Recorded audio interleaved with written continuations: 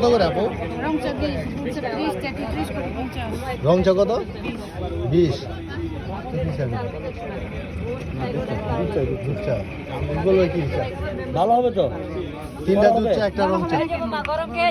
দেন, দেন। 3টা দুধ চা আর একটা রং চা। একটা।